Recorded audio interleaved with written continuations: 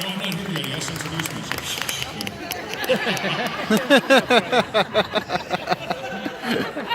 Oh, hi, okay. All right, well, welcome our special guest, John Schneider from Dukes of Hazzard, Smallville, shark movies and crocodile movies and lots of credits. Haves and have-nots. Here he is. You're on, buddy. Yeah.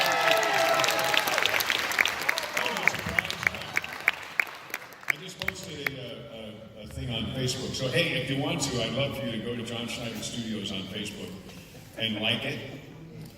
I don't mean enjoy the trip. I mean go there and enjoy it. So please like John Schneider Studios on Facebook. That's where we do fun things like you'll find out all the movies that Alicia and I are making and all the new music. And, oh my goodness. We do fun things like a couple of weeks ago I blew up an outhouse with a dynamite arrow. I mean, where else are you going to see that? That sounds like an old episode of Dukes of Hazzard. It does, yeah. We do this thing called Recreating Television History. And that was the first thing we did was blow up the outhouse. And I've been caught teaching people how to do the, hey, up there. People how to do the hood slide, and it's great. It's great fun. So now you've done theater before, haven't you, John? I have done theater. Now what do you think about our theater? This is beautiful. gorgeous. I took a tour yesterday. Alicia and I were up there trying not to make noise during a panel, and it's absolutely beautiful. What panel was it? I don't remember, but we were trying not to make noise. Oh, okay. I would like pointed you out and I think it was Katrina. Oh, okay. Yeah. Oh, did you get to see her like kick my ass? I did not. Oh, okay. All right. But I'm sure Yeah, I'm like a local celebrity, so everybody like comes to see me get my ass kicked by some of the celebrities. Is that what you're known for, getting your ass kicked? Kinda, yeah, a little bit. Wow. My ex-wife pays extra for that. You go there with me right now? No, mine was just done a month ago. So Mine's finished lasted as long as the Civil War. It has. It'll be 4 years in November. Mine was 2. Yeah. But enough about that. I have Inside Edition is coming out today.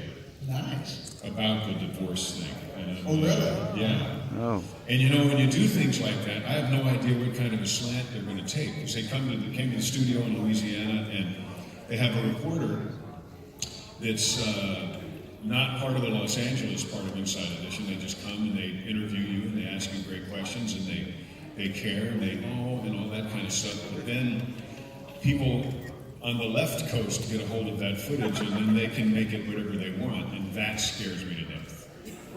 You know, so I don't know if I'm a good guy, I don't know if I'm a put upon guy, or if I'm an ogre. I have no idea. But we'll find out. They like the sensationalism. And it had to be exclusive until it comes out, which is today. I had to not talk about it anywhere else. So it comes out on Sunday? That's what it said. That's weird. That's what Yeah. That's what my little my tweeting, rippling, Facebooking, Instagram thing says.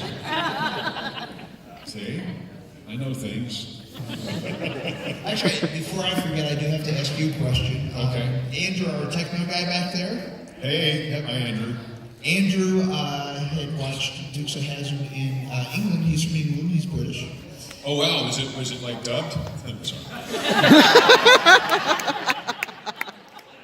He was a big fan of Daisy Duke, so he wants to know about Daisy. He was a big fan of Daisy Duke. Good, so was I. Everybody was a big fan. You know what I love so much about Catherine Bach's Daisy Duke is she had no idea she was beautiful. She was a tomboy. How could she not know? Well, she didn't. And She didn't know really either, know or what? We didn't either. Bo and Luke never Googled Daisy. It wasn't like we were just cousins, right? And she was out there. You were south. You were down south, so that was acceptable. Well, I'm from West Virginia. I can make that joke. Okay, so I'm not being racist. we never went there.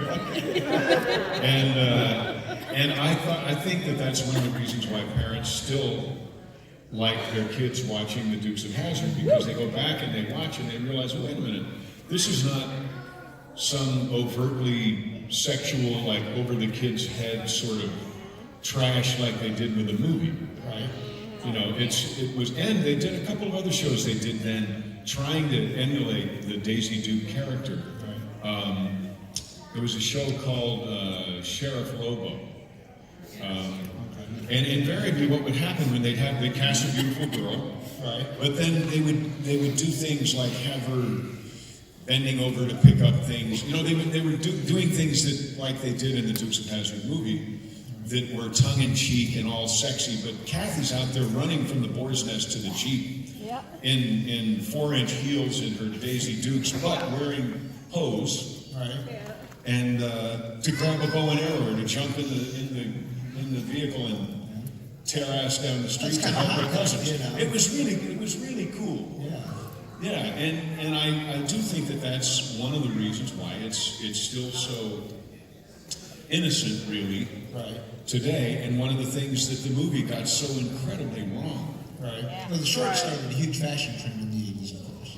Well, yeah, before that there were short shorts, right? And then, but now they've even gotten that wrong now, because Jessica Simpson got it wrong. The people that did that movie got it wrong. They weren't blue jean shorts. Yes, and I didn't watch the movie. Oh, it's god awful. Have to get better to suck. Well, usually they do the remakes, they watch it up in. Don't you think if they had gotten the Dukes of Hazzard movie right, they could have made another one every year? Oh, yeah. Right? It could have been the biggest, I think they would call it, dirt road franchise in the history of movies. It could have been bigger in Sharknado. We just had that discussion backstage. Any questions from someone other than him? But yeah, I think they really messed up when they made that movie tongue-in-cheek, and they made it kind of raunchy. And Dukes of Hazzard was never, ever raunchy, which is why people who were 3 loved it, and people who were 30 loved it, and people who were 90 loved it, all at the same time. And I really think it's impossible, really, to find another show that wide of an age, like everybody would not only watch it at the same time, but enjoy it at the same time. As a parent, you want your kids to want to watch Little House on the Prairie. And they get into it, and you love American Girl dolls and all that kind of stuff when you have daughters, but you're really not into it. It's like, okay, well, I'm going to do this really, Barney. Really? Barney. Wheels on the bus go round. Wanted to kill me a purple dinosaur. But when Dukes was on, and still, it not only gathers the whole family, but Grandpa has just as much fun watching it as the 3-year-old. And I don't think there really is another show in the history of television that's like that. So I'm very proud to be part of the Dukes of Hazzard. I'm honored. Yeah. But not the movie. Except for Burt Reynolds. You know, I knew Burt pretty well, and he did that movie because he was such a fan. He was a fan of the Dukes of Hazzard because he had a long friendship with Jimmy Best, who played Roscoe.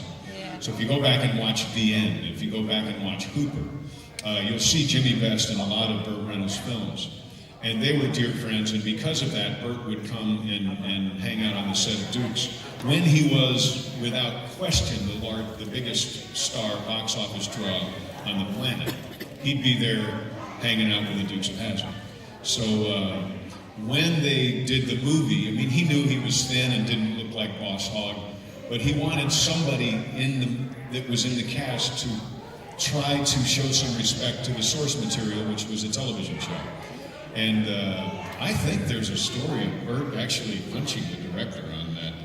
Really? Yeah, because Burt was fiercely loyal and a wonderful friend to have. And if you tried to take a poo, for our Brit, to take a poo on the Dukes of Hazzard, it would upset him. So if you tried to have Burt as Boss Hogg do something that was not something Sorrel Book would have done, and something raunchy, he was not going for that. So I'm very sad for the loss of Burt Reynolds, but Bert was in great pain. He played a lot of sports and did a lot of stunts. He was pretty broken up because he had done so many of his own stunts. So I'm delighted that Bert is now in a place where his laugh is strong and his feet don't hurt.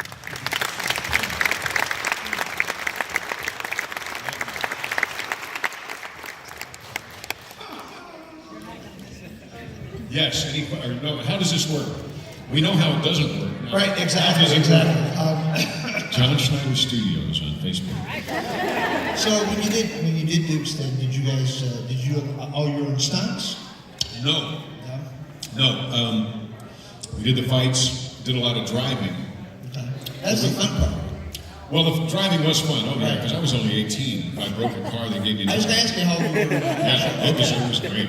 It was great, and I was a fan of cars. My dad did automobile upholstery. My mother had a 70 Camaro and then a 71 Camaro and a lead foot. So I grew up, really loving to drive. I had a 74 Firebird in high school. Oh, you were one of those kids. I was one of those guys. Yeah. What year were you in high school, though? I graduated '89. Okay, so you had a 74. Okay, so you had an old Firebird, right, but that's great. I had a classic then, yeah. That would be a 400, right? Formula 400? 74. That was a 6. It had 6. It had 6 in there. So you were close to the Smokey and the Bandit car was a 76, I think. Yeah. So okay. What was the question? We were talking about cars. Yeah, talking about cars. So no, was that your first? All my stunts. So stunt guys jumped cars. We didn't jump cars. I did 90s and 180s and things like that. Right. And then I would swim because Wopat can't swim. He still can't swim.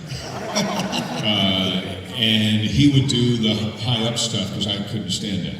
Okay. I'm not yet. And he'd have to slow down to try to make it look like I was running with him because he played football. I never played a sport. Really? So he's fast and strong, and that's why he can't swim because he has no body fat. He grew up on a farm in Wisconsin, and he's like taking a fire plug and trying to teach a fire plug to swim. It's just boom, right down to the bottom. There he is at the bottom of the pool.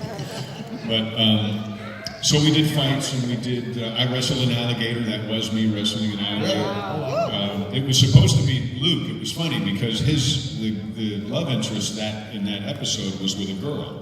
I think he might have been Swamp Molly. But his love interest was with a girl, and we were out in a boat, and she falls in, and an alligator is coming off the alligator comes down, and Luke is supposed to jump in the water and fight the alligator, and I help the girl into the boat. Well, Tom can't swim, so Bo jumps in and saves Luke's girlfriend from the alligator, and then she hugs Luke, and if you watch that episode, I think I'm in the water like, hello?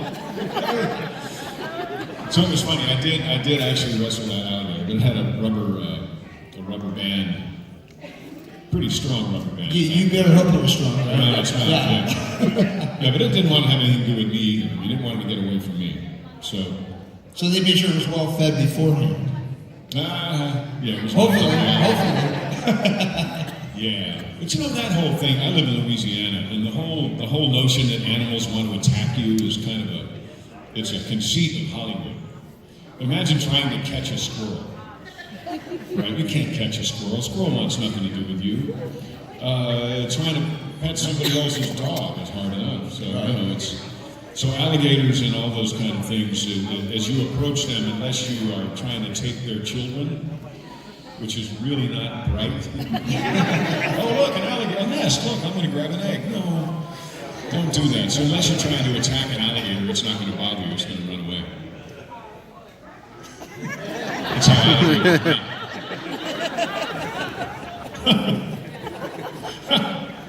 I gave blood, so I'm a little lighthearted. Richard the lion-headed. So what about Smallville? I mean, how cool is that? Smallville is great.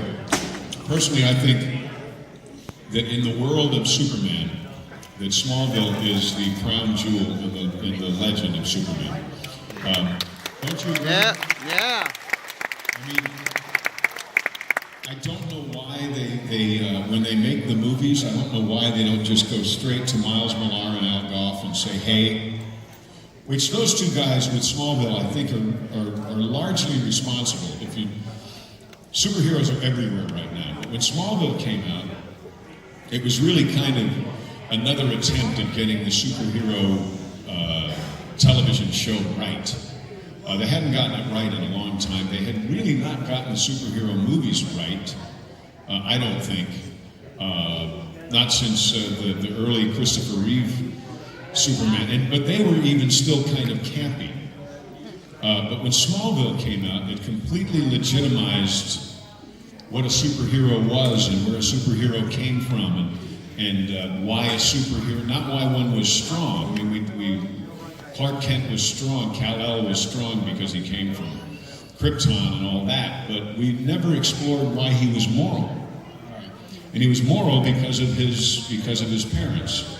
So when that worked, then all of a sudden they started exploring not the toughness and badassness of Batman. They started exploring why does Batman do what he does? Why does Bruce Wayne want to be Batman? Why is Spider-Man who Spider-Man is?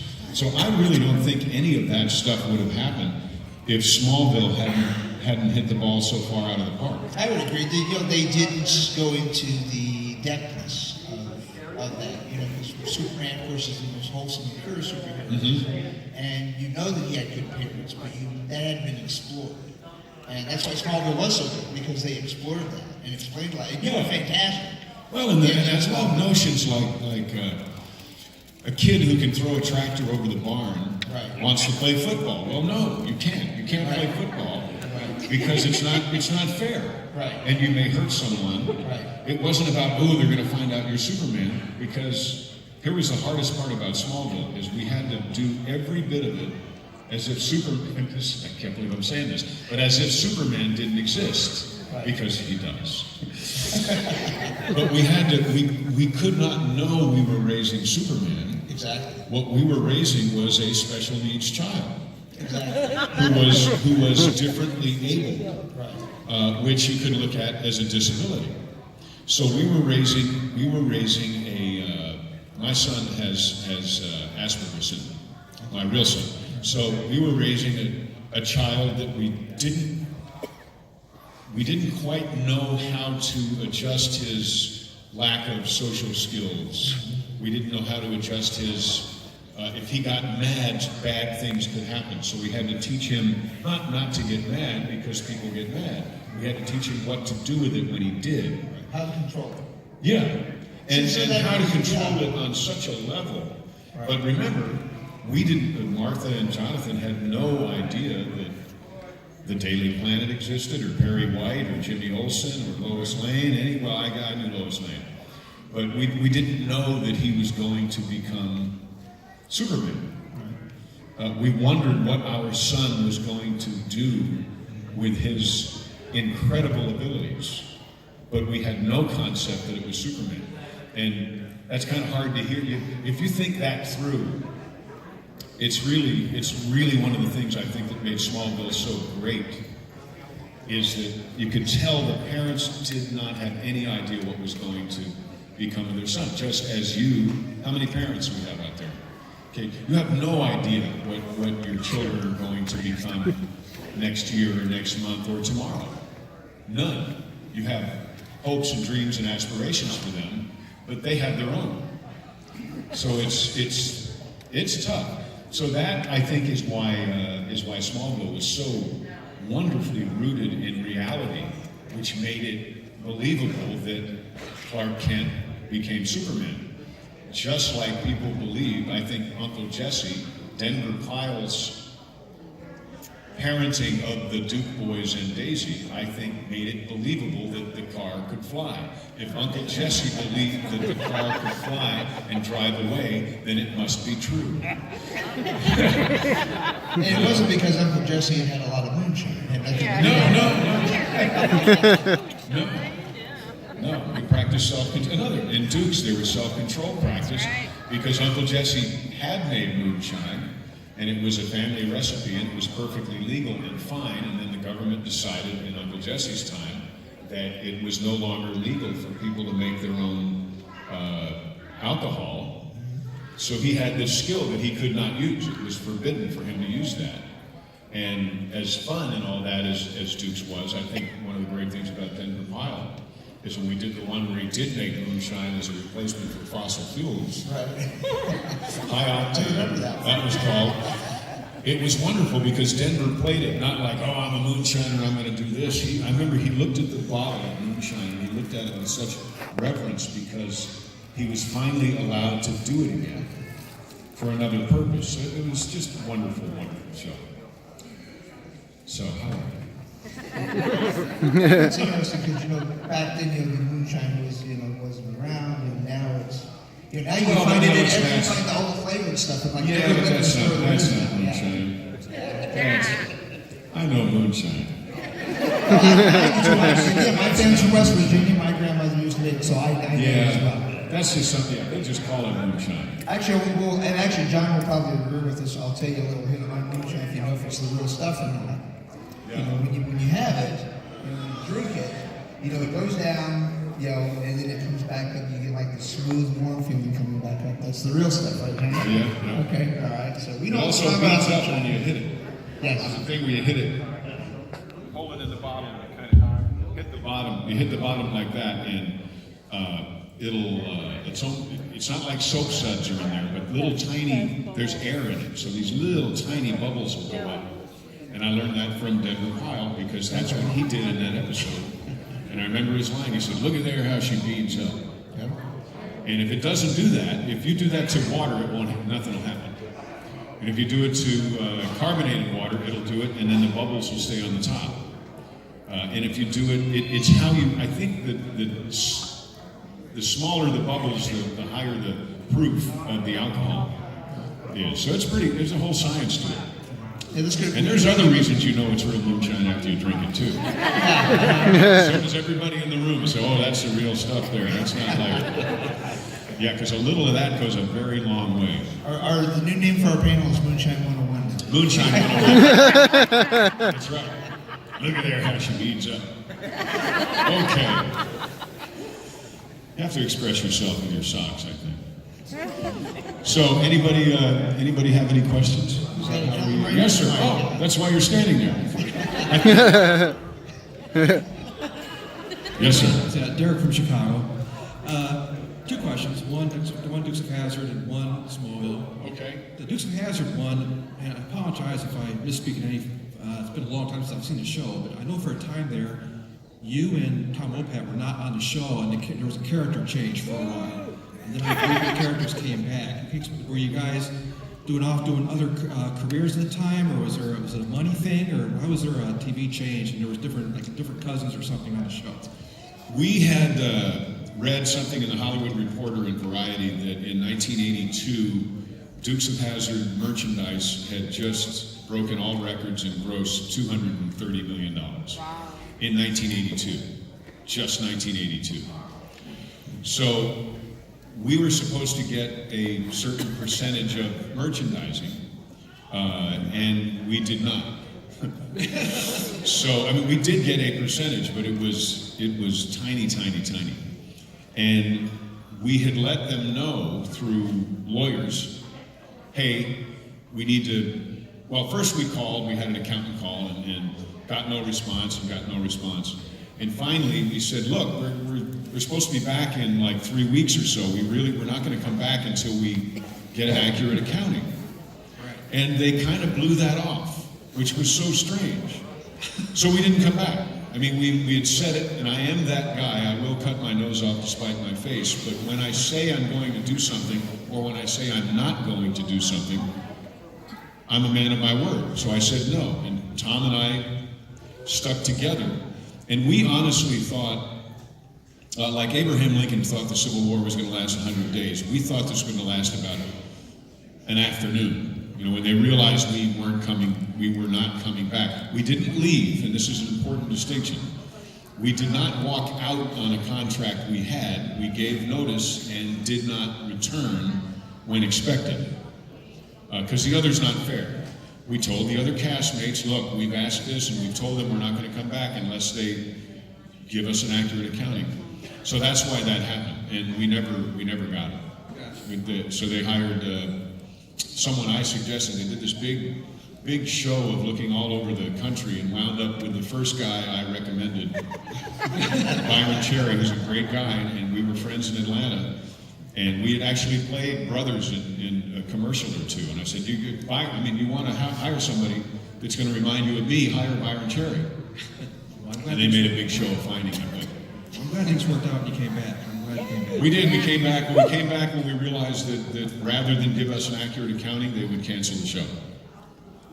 So that'll tell you a lot about that discrepancy between $230 million and the 60 grand Wopat and I shared as our 6% of $230 million. I'm no mathematician. That still doesn't make That still doesn't make a whole lot of sense or dollars to me. The Dukes of Hazzard made money so fast they didn't know how to hide it.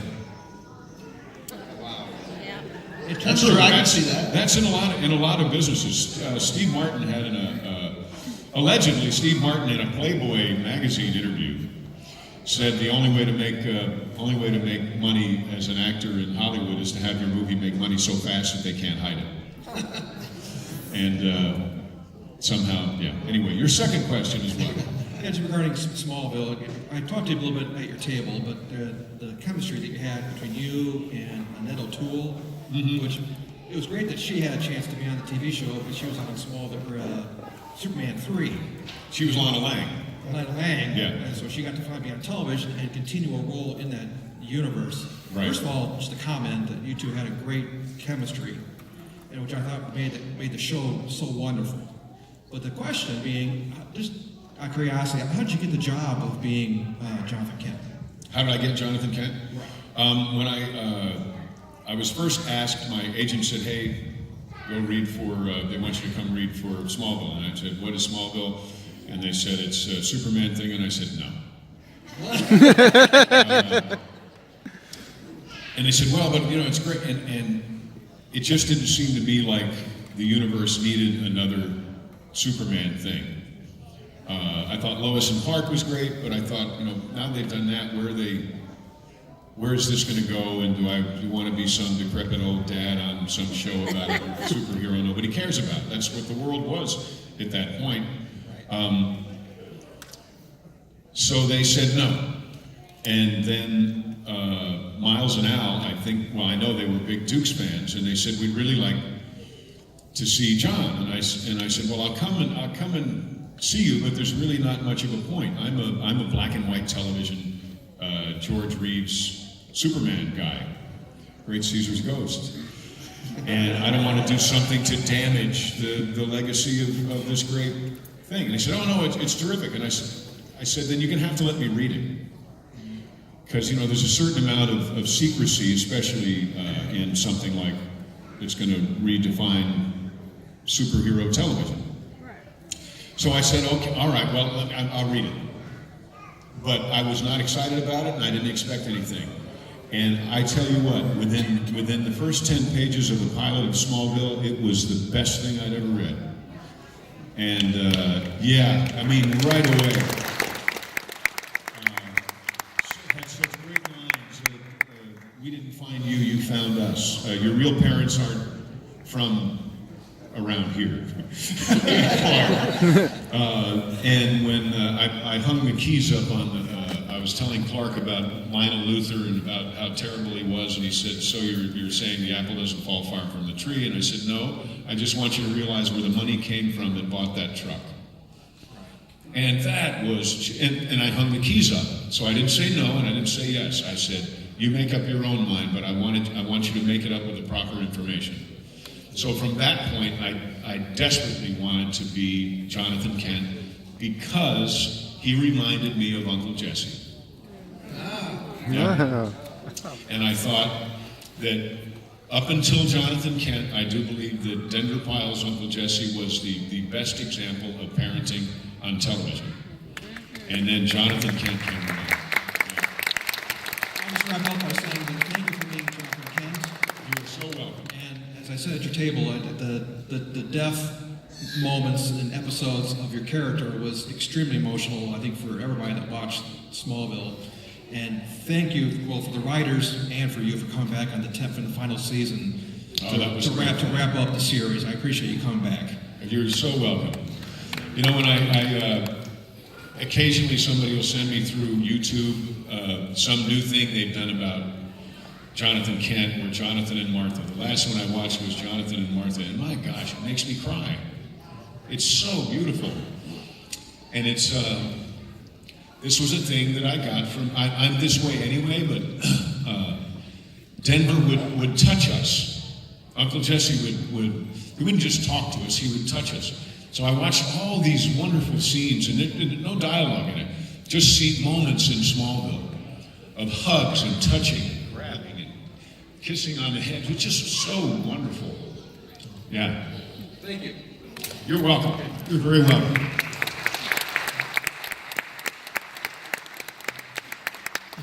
We got one over here, John.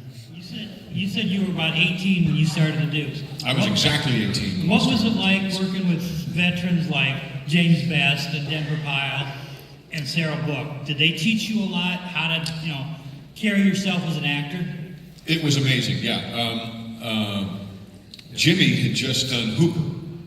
So, and I had 2 years before snuck in onto the set with Burt Reynolds here.